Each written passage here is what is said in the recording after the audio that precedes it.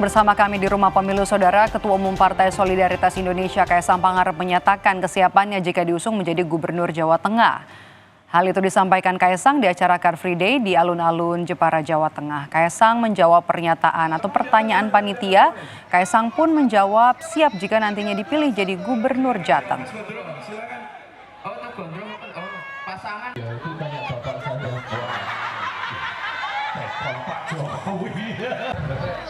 Ini loh Mas, misalnya loh ya.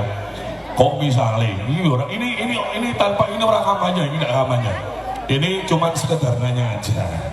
Nek misalnya masyarakat warga Jawa Tengah ujuk-ujuk loh, nanti ujuk-ujuk ya. Ujuk-ujuk Mas Kaisang didapuk menjadi gubernur nih Mas. Ya, kenapa-kenapa. Siap Mas. Siap ya Mas.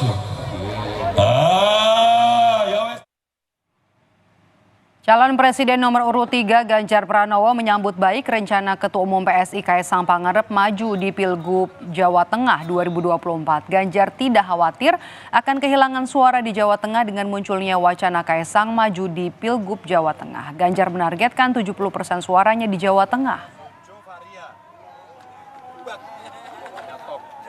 Kaisang kemarin bilang siap menjadi Gubernur Jawa Tengah nih sebagai yang pengalaman 10 tahun nih. Ada pesan-pesan nggak?